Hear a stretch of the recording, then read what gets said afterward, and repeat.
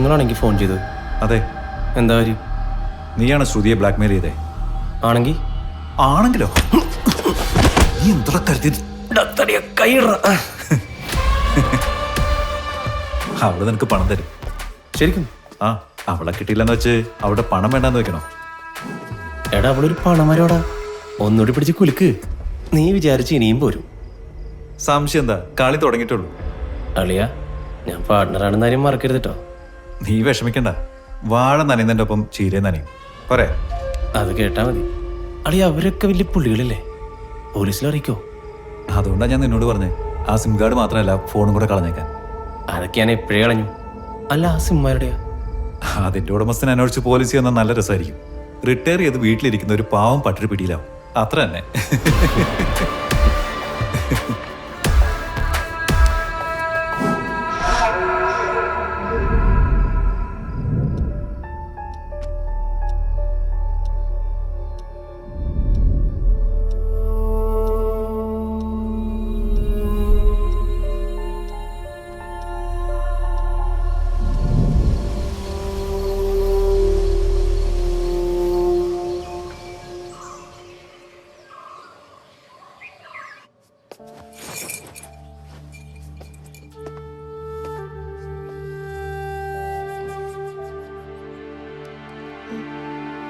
തലവേന മാറിയില്ലേ? ഒരു mood out, അത്രേ ഉള്ളൂ. വീട്ടിൽ പോണം? വേണ്ട, ശരിയായിക്കോളൂ. ലേറ്റ് ആവാതെ പോകാൻ നോക്കാം.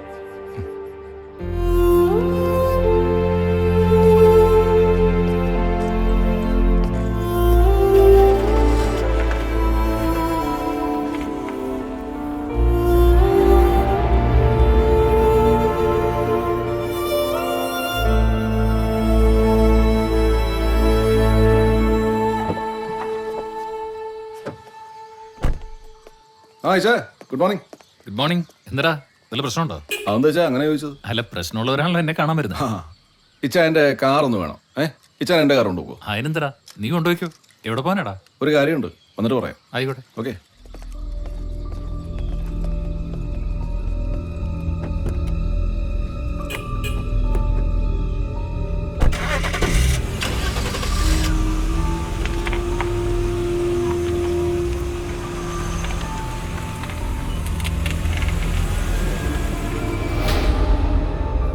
ഹലോ, നിന്നെ വിശ്വസിച്ചാ ഞാൻ ഇതൊക്കെ ചെയ്യുന്നേ. ഇനിയും എന്നെ ചതിക്കരുത്. ഇത്രയായിട്ടും നിനക്കെന്നെ വിശ്വാസമില്ലേ? 5 ലക്ഷം എൻ്റെ കയ്യിലുണ്ട്. ഞാൻ എവിടെ കൊണ്ടുവന്നേരണ്ടേ? സെന്റ് മേരി സ്കൂളിന്റെ വടക്ക് വശത്തുള്ള റോഡിൽ വരാൻ പറ്റൂ? നീ കാറിൽ തന്നെ ഇരുന്നാ മതി, ഇറങ്ങണ്ട. ഞാൻ വന്ന് കണ്ടോളാം. ഓക്കെ.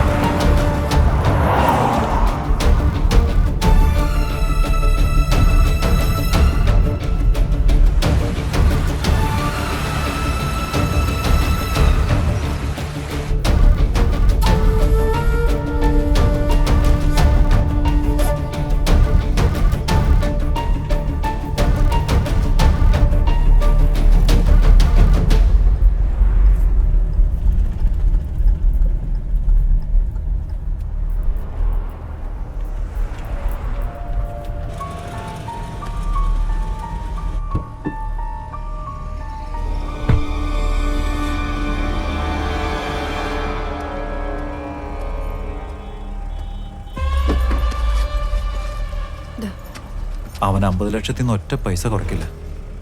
പക്ഷെ 2 മാസത്തെ സമയം തന്നിട്ടുണ്ട്. അതെങ്ങനെ കൊടുക്കും? അതിന്റെ ഹസ്ബൻഡ് അറിയാതെ പപ്പയുടെ നിന്ന് വാങ്ങാം. ഞാൻ എന്തു പറഞ്ഞു വാങ്ങിക്കും? അതൊക്കെ ഞാൻ ആലോചിച്ചിട്ട് പിന്നെ പറയാം. 2 മാസം സമയമുണ്ടല്ലോ, നീ ഇപ്പൊ ചെല്ല്.